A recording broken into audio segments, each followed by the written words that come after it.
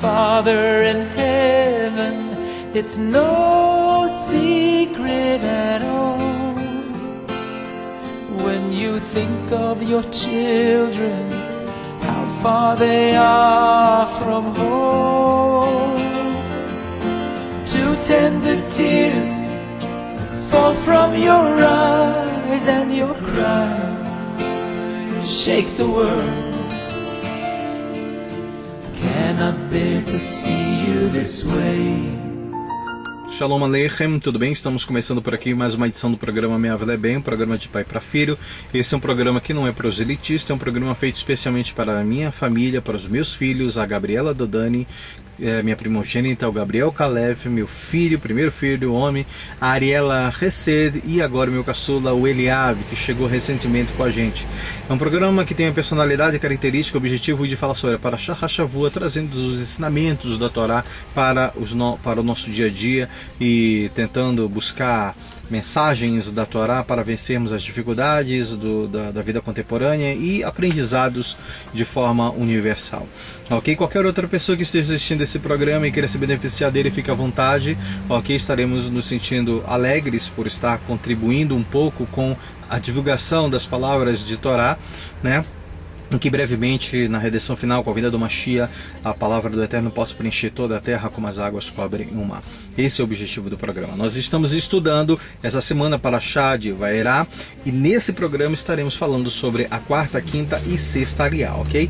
Vamos fazer a brachá da leitura da Torá para não falarmos palavras de Torá em vão e depois, na sequência, a gente explica um pouquinho dessa Parashá, ok? Que é a segunda Parashá do livro de Shemot, do segundo Sefer da Torá. Baruch atah Adonai Eloheinu melech haolam asher bachar banu mikol ha'amim v'natan lanu et torato baruch atah Adonai noten haTorá amém v'amém.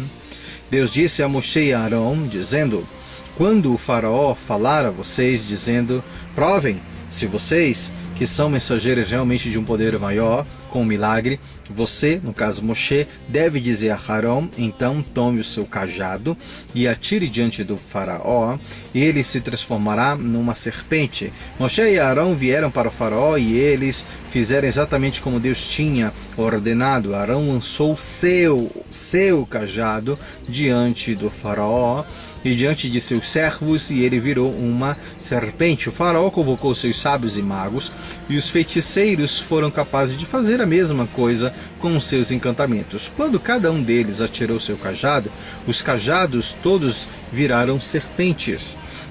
E o cajado de Arão então voltou a ser cajado e engoliu seus cajados. Mas o coração de Faraó tornou-se duro e ele não lhes ouviu como Deus lhe havia lhe predito. Até aqui, vamos comentar agora por tópico. Ok? Existem algumas perguntas que os nossos sábios fazem, né?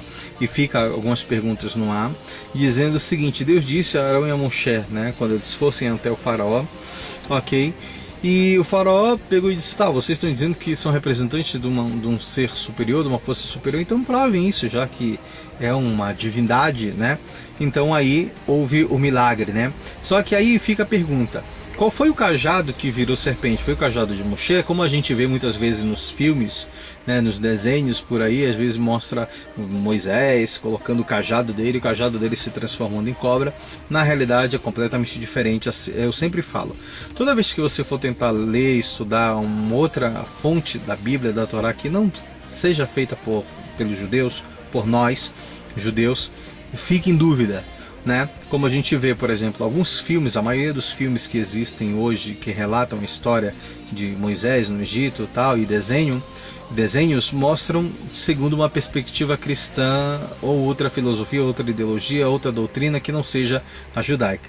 E não é raramente que a gente nota que quando nós lemos diretamente na Torá, no hebraico, nós vemos que é muitas vezes completamente diferente daquilo que é colocado no cinema, nos filmes, segundo a religião cristã.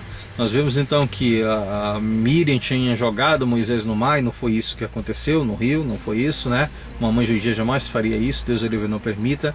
Aqui mostra Moisés ferindo o rio, a água do Nilo, e não foi isso que aconteceu. Nós vemos Moisés batendo no chão, e não foi isso que aconteceu. E aí agora o cajado de Moisés se transformando. O Midrash diz aqui, o nosso Rashi vem também perguntando, os nossos sábios vêm dizer, era 1 ou 2 cajados. Quantos cajados existiam? O Rashi vem dizendo que a Torá explica claramente que existiam 2 cajados. Cada um tinha o seu cajado. Moshe tinha o cajado dele e Arão tinha o cajado dele. Mas a Torá fala ao pé da letra aqui que Arão então pegou Arão e disse Moshe a Arão, né? Então tome seu cajado, ou seja, o cajado de Arão, e atire diante do faraó. Então qual foi dos cajados que virou cobra? O de Moisés, o de Moshe ou de Arão? Foi o de Arão, né? Foi o dele que virou a serpente. E se tornará uma serpente. Moshe e Arão então vieram para o faraó e eles fizeram exatamente como Deus tinha ordenado. Foi Deus que ordenou isso. E Arão lançou o seu cajado diante de Deus, ou seja, porque Deus estava tanto com Moshe como com Arão, diante de seus servos, e ele virou uma serpente. E aí fala então que o faraó convocou seus sábios, eles fizeram a mesma coisa, ok?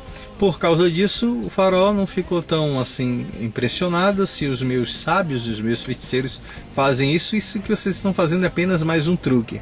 Mas Rashi vem trazendo aqui uma questão que houve um milagre em dobro. Por que um milagre em dobro? Porque além do cajado de Arão ter se transformado em cobra, que já era um milagre, ok?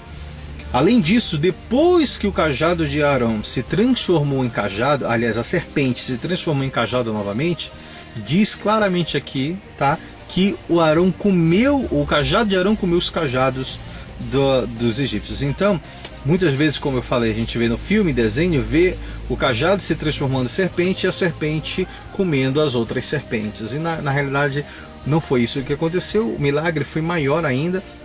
E depois que o cajado de Arão se transformou em serpente, ele deixou de ser transformado em serpente, ele voltou a ser, na realidade, ele voltou a ser cajado. E depois que ele voltou a ser cajado, as outras serpentes voltaram a ser cajado também. Então, o cajado, a madeira, engoliu os outros cajados madeira. Então, o milagre foi em dobro. Aí fica a pergunta, né? Fica aí uma questão de Rashi, Rambam, né? Abravanel, alguns vão dizer, né? O Midrash também vai falar, foi um milagre, o Talmud vai dizer que foi um milagre dentro de um outro milagre, sim, ok? O Marashá, o Marshá vai dizer que o primeiro milagre foi o cajado de Arão ter engolido os outros cajados. Até mesmo se ele tivesse sido de uma forma de cobra, já seria um milagre, vou explicar porquê. E o segundo milagre foi que ele o fez quando estava na forma de um cajado, por isso que o milagre foi em dobro, ok? Alternativamente, o primeiro milagre foi que um cajado pudesse engolir. Tá, e o segundo milagre foi que depois dele engolir tantos outros cajados, ele não engrossou, ele não engordou, ok? Então, olha que interessante o que a Torá traz pra gente, né? Completamente diferente do que existe em outras interpretações da Bíblia, da Torá. As cobras dos magos do faraó voltaram a ser cajados antes que fossem engolidos? Sim, elas se transformaram, por isso que houve o milagre em dobro.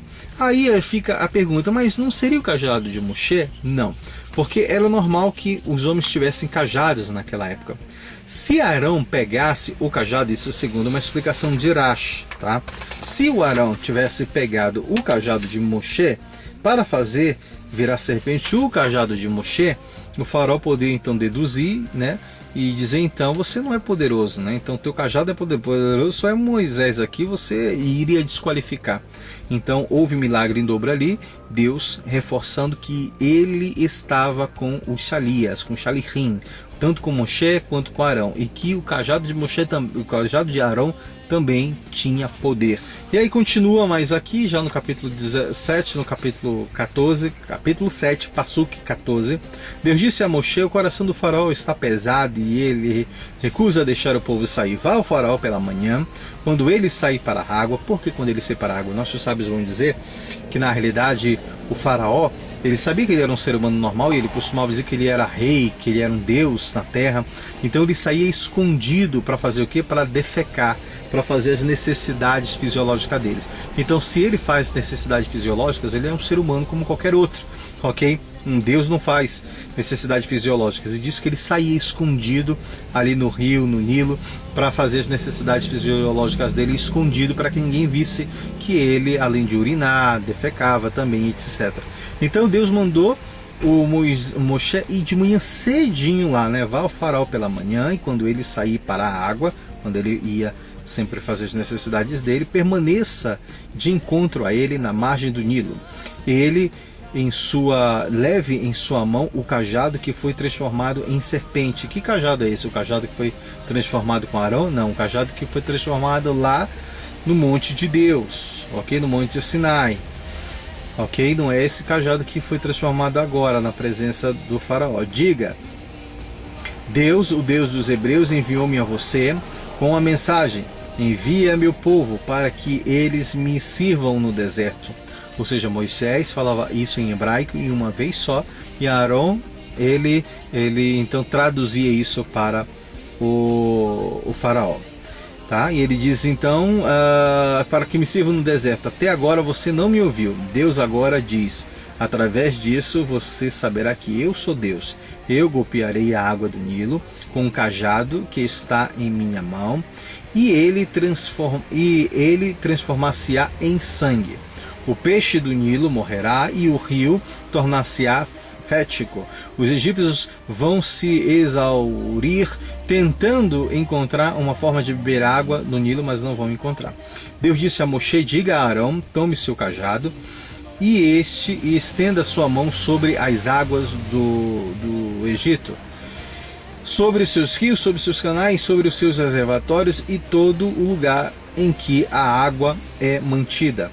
E ele transformar-se-á em sangue, e haverá sangue através de todo o Egito até os barris de madeira e recipientes de pedra. Aqui vamos lá, já vou terminar aqui para explicar uma coisa para vocês. Moshe e Arão fizeram exatamente como Deus tinha instruído, e Arão segurou o cajado e golpeou a água do Nilo perante os olhos de Faraó.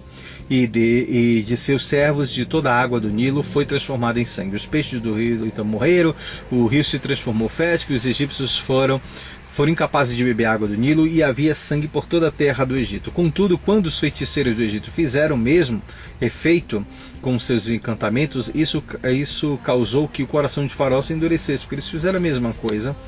Ele não prestou atenção em Moshe e Arão, como Deus tinha lhe dito, e o Faraó voltou-lhes as costas e foi para o seu palácio, e não pôs seu coração nisto em nenhum dos milagres. Os egípcios cavaram em volta do Nilo por água potável, desde que não podiam beber a água do Nilo. 7 dias se completaram demais depois que Deus golpeou o Nilo. Então durou 7 dias isso. Então vamos lá. Aqui novamente o papai explica para vocês como acontece, né? Os filmes, os desenhos, segundo uma perspectiva cristã, de uma outra religião, não é aquilo que a Torá realmente fala. Por isso que a verdadeira essência, a verdadeira mensagem, tradução está na Torá. Ok? Aqui sim você vai ver a verdadeira interpretação e o que realmente aconteceu. Porque diz a Torá que foi Arão que feriu o Nilo e não o Moisés, como mostra nos filmes e em outras obras. Nossos sábios vão dizer que Deus, ele ensina um homem a ser grato. Então Moshe não poderia ferir um instrumento, que foi no caso o rio Nilo, se foi um instrumento que foi usado para salvar. Então aqui mostra a gratidão que a gente tem para com o próximo, ou seja, para com as situações que trataram a gente de forma favorável. Então Moisés, diz alguns sábios, que ele não pôde ferir justamente por causa disso, mas foi Arão que foi lá e feriu. Da mesma forma, mais um pouco lá na frente, sobre a terra. Então foi Arão que pegou o cajado. Moshe estava com o cajado dele, o mesmo cajado que se transformou em serpente. Aqui eu não sei te dizer se Moisés deu o cajado pro Arão, e Arão pegou o cajado de Moshe e feriu, já que Arão tinha o seu próprio cajado, ou se foi o próprio cajado de Arão realmente que feriu. Mas no geral a gente pode saber que não foi Moshe, mas sim Arão que feriu as águas do Nilo, ok? E mesmo que depois que eles estivessem cavando, qualquer coisa que eles cavassem eles na realidade encontravam sangue. E aí os nossos sábios vão dizer que o povo começa a também reunir riquezas, porque o povo de Israel começou a vender a água, porque o povo de Israel tinha água pura, mas os egípcios não tinham essa água. Eles poderiam cavar até mesmo se um hebreu estivesse tomando a água num copo e de repente o egípcio pegasse, me dá isso daqui, na hora que fosse beber se transformava em sangue. Existe um ensinamento aqui que é interessante, que fala sobre o seguinte: geralmente uma pessoa deveria atrair outro judeu para mais próximo do judaísmo só lhe mostrando atos de carinho, de amor. Nós somos ensinados a atrair sempre outro judeu para seguir as mitzvot e seguir o judaísmo, ok? Mas diz também que, porém, às vezes é necessário a gente falar de uma maneira mais dura com ele, fortemente, né, para o seu próprio bem, ou seja, até mesmo como se a gente estivesse engolindo ele, ok? Sendo áspero com ele. Nesse caso, a pessoa deve lembrar que para engolir uma pessoa, tratar ela um pouco de uma forma mais dura, precisamos do cajado de Arão, que era renomado por seu amor aos judeus. Se você for fazer isso, faça por amor a ele, né? Você está tratando ele com grosseria, mas é por amor, porque você fica chateado que você quer que ele faça o que é bom e não com o intuito de prejudicá-lo. Então, até mesmo nesse momento de repreensão, uma pessoa deve ser extremamente cuidadosa para que não envolva raiva alguma no cajado. Melhor dizendo, o ato de engolir deve ser puramente para o benefício do receptor, para o bem dele. E segundo, o ato de engolir não deve ser feito enquanto o cajado for uma serpente, né? Não através de uma raiva venenosa, mas com a resolução sólida, ou seja, como um cajado duro de um educador responsável. Então, até mesmo quando a gente for, né, repreender alguém, se a gente for duro, tem que ser duro sim, muitas vezes, mas essa dureza tem que ser por amor e não por raiva, não com o veneno da serpente. A Hassidut nos diz o seguinte, que as advertências que foram feitas para o faraó também foram uma forma de sofrimento para ele. Eu costumo dizer o seguinte: quando alguém chega para mim falar, Abahu, eu preciso falar com você, eu diga, pode falar, não, mas é pessoalmente. Já me dá um aflito no coração, falar, ai meu Deus, o que é que lá vem, o que é que vai acontecer agora? Para falar pessoalmente deve ser alguma coisa que não é boa. Eu não gosto de receber más notícias, então eu fico muito nervoso quando preciso falar com você pessoalmente, vem aqui e me dá uma aflição. Então, isso significa que o faraó também sofreu com isso um pouco. Por quê? Porque cada vez que Moshe dizia que ali vai vir mais uma praga, imagina você, entendeu? Olha, o juiz quer falar contigo, olha, a professora quer falar com você, olha, o pai quer falar com você, olha, o fulano de tal quer falar com você. Isso já causa uma aflição. Isso também é um tipo de sofrimento que o faraó tinha, porque mesmo sabendo do que aconteceu com ele na praga, ele já tinha sofrido um pouco daquela praga. Só o fato de ele saber que mais uma praga viria, ele já sofria com isso também. Outro ensinamento diz aqui, que os nossos sábios vão falar, que os egípcios conseguiram também, os feiticeiros conseguiram fazer os mesmos sinais que Arão e Moshe fizeram, mas de uma maneira inferior, né?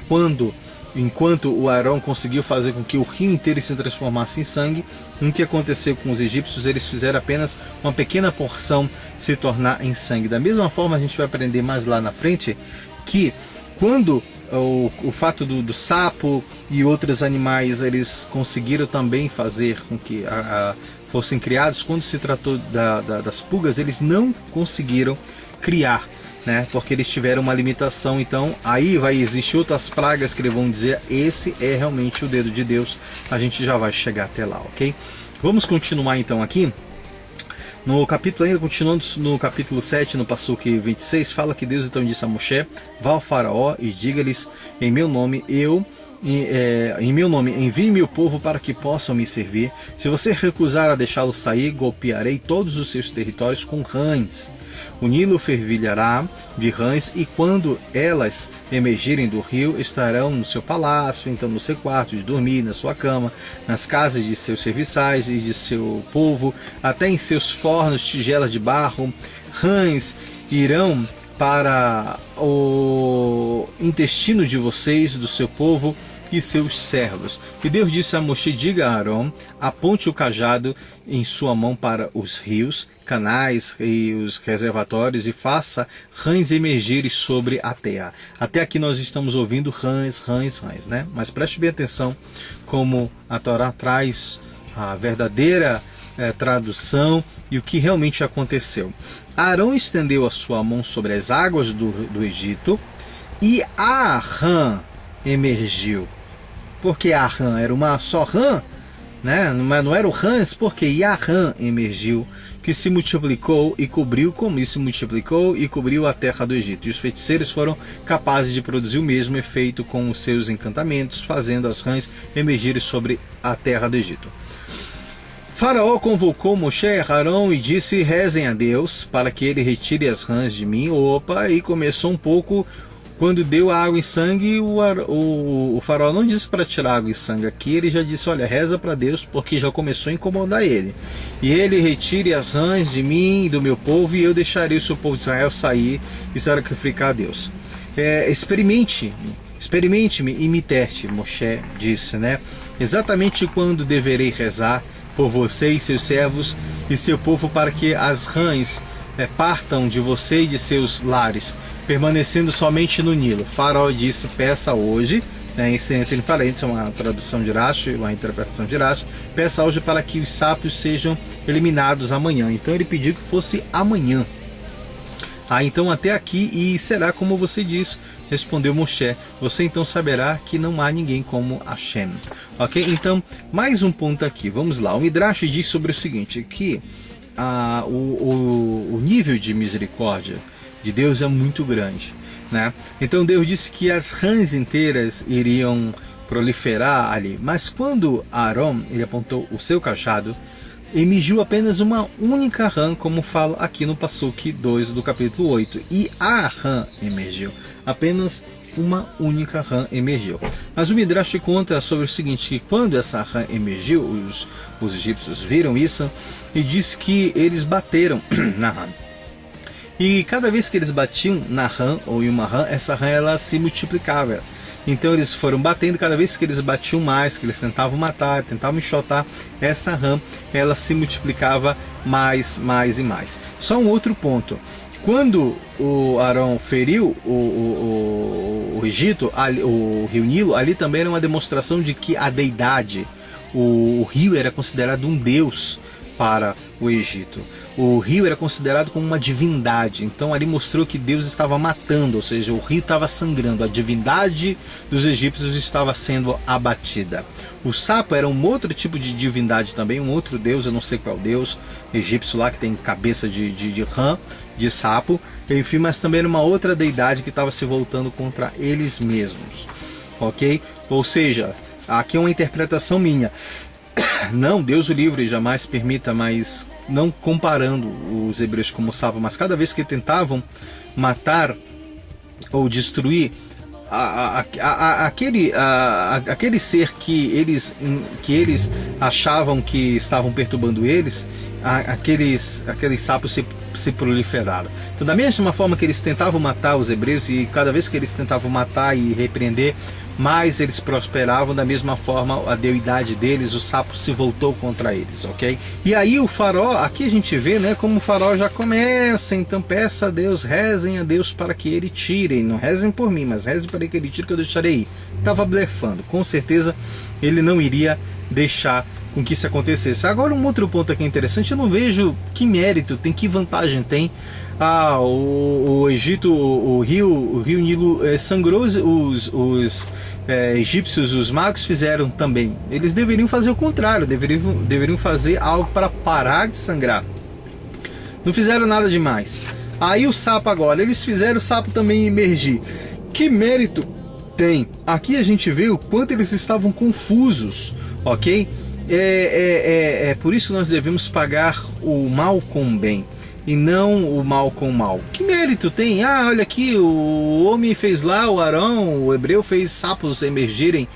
Isso é uma feitiçaria, isso é uma, como é que se diz, é uma mágica, é um truque. Nós fizemos também, eu quero ver vocês fazerem desaparecer. Então, estavam completamente confusos.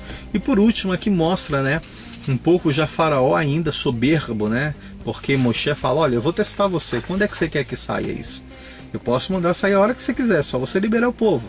Ok? Mas eu vou testar você, eu vou testar se você realmente está sendo fiel à sua palavra, que vai deixar quando você quer, né? Se realmente o Faraó queria que o povo saísse, ele teria agora, manda agora, vocês podem ir embora agora. Mas ele estava blefando e Moshe seguiu a linha dele ali e disse, então tá, então quando é que você quer? Quando é que você vai nos libertar? Então ele disse, amanhã eu faço. É que nem aquela pessoa que deve, né? Tá devendo, o pessoal chega batendo na porta lá da casa dele, ó, você tá me devendo aí, passa amanhã. Mentira, nem tem dinheiro. Não, passa, amanhã vai ter, não vai ter amanhã, coisa nenhuma. Você vai, olha, semana, terça-feira, vai lá, não tá.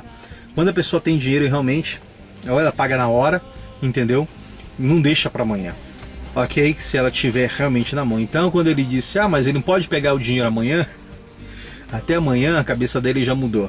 Então da mesma forma aconteceu com o Faraó aqui, tá? Então amanhã. E aí Moshe fala, então será como você disse. Respondeu Moshe, então amanhã você saberá que não então saberá que não há ninguém como Deus. Então amanhã as rãs vão sair. Hoje não sai, então amanhã vai sair, ok? Quinta liá começa então do capítulo 8, do Passuque 7, e ela vai até o Passuque 18. Vamos continuar lendo aqui. E diz, e as rãs partirão de você, assim como de suas casas, de seus servos, de seu povo, e elas permanecerão no Nilo. Moshe e Arão deixaram Faraó imediatamente, e Moshe clamou a Deus. Moshe fez a parte dele, Moshe clamou a Deus. Ele é um homem de palavra, com referência às rãs que ele tinha trazido sobre o Faraó. Deus agiu assim como Moshe tinha dito. Deus também é justo, fez conforme a palavra de Moshe, e as rãs nas casas dos pátios dos campos morreram, ou seja, tirou as rãs morreram tudo ali. Alguém, os egípcios as ajuntaram em várias pilhas e a terra cheirou mal. Então preste atenção, você já esteve próximo de um sapo que já morreu? Eu quando criança já estive próximo de um fed, tem um mau odor. Imagina várias rãs ali, então o cheiro se tornou insuportável. Faraó viu que tinha havido um repouso, né? As rãs pararam, ainda mais com aquele barulho, rec, aquilo é terrível. Ele continuou a endurecer o seu coração e não mais ouviu e conforme Deus tinha predito. E aí começa uma nova segunda praga, a terceira praga, a infestação dos piolhos. Deus disse a Moshe, diga a Arão, empunhe o seu cajado e golpeie o pó da terra, e ele transformar-se-á em piolhos sobre o Egito. E eles fizeram isso. Arão estendeu a sua mão. Lembra que até aqui foi Arão. Arão estendeu as suas mãos com seu cajado e golpeou o pó da terra. Não foi Moisés, foi Arão. Uma rastejante massa de piolhos apareceu sobre o homem e animal através de todo o Egito, e o pó tinha se transformado em piolhos. Imagina o pó inteiro, né? Os feiticeiros então tentaram produzir piolhos com seus encantamentos de outro lugar, mas eles não puderam dessa vez. Os piolhos atacaram o homem e o animal, e eles falaram, é o dedo de Deus, não é magia, disseram os feiticeiros ao Faraó. Mas o coração de Faraó continuou endurecido e ele não ouviu como tinha dito. Aqui não existem muitas explicações, porque os piolhos, Rashi fala que a feitiçaria deles era incapaz de controlar criaturas menores que um grão de cevada. Assim eles não puderam então criar os seus próprios piolhos, segundo Rashi, tá? Aí vem a quarta praga. Deus disse a Moshe, e quer dizer, aquela praga continuou ali e o Faraó continuou endurecido, ok? E aí vem a quarta praga. Deus disse a Moshe, levante cedo pela manhã e se apresente ao Faraó quando ele sai para a água. Novamente, quando ele vai lá na água, né, disfarçar, né, que ele ia sair escondido para evacuar ali, né? Então o que acontece? Diga-lhe, isto é que Deus disse, envia-me o povo para me servir. Se você não enviar meu povo, eu enviarei uma mistura de criaturas nocivas, cobras e escorpiões sobre você, seus servos, seu povo, sua casa e as casas do Egito, e até o chão sobre o qual elas estão ficarão cheias com mistura de criaturas selvagens e nocivas, cobras e escorpiões. Nesse dia eu separarei a terra de Goshen, onde o meu povo permanece, de modo que não haverá nenhuma criatura nociva ali. Você então saberá que eu sou Deus e meus decretos mantêm-se aqui na terra. Até aqui termina então a nossa quinta aliar, ok? Então nesse momento aqui Deus está falando que ele vai trazer uma separação, tá? Os judeus foram também afetados pelos piolhos. Vem aqui a pergunta, eles foram afetados? Os nossos sábios vão dizer aqui, baseado no Likutei Sichot, no volume 11, diz o seguinte, que a praga dos piolhos, ela foi atingida por todos, tanto hebreus como egípcios, foi por todo mundo. Por que foi por todo mundo? Porque se tivessem pegado somente nos egípcios, os feiticeiros poderiam achar que era uma praga somente de Moisés e Arão que tinha colocado, era uma feitiçaria. Como foi em todo mundo, então aí realmente é o dedo de Deus, porque isso aconteceu com todo mundo. E agora, Deus diz, agora sim eu vou separar Goshen, que é para mostrar para você que eu faço a distinção entre o meu povo e os egípcios. Então, só reafirmando, a praga dos piolhos surgiu, pegou tanto os hebreus quanto não hebreus, ok? Porque deveria ser, Deus não poderia fazer uma seleção, porque senão seria uma praga só, um mal olhado somente em cima dos egípcios, então teve que pegar todo mundo para mostrar que foi realmente o dedo de Deus, ok? E agora sim, mostrando a terra de Goshen, seria uma distinção realmente.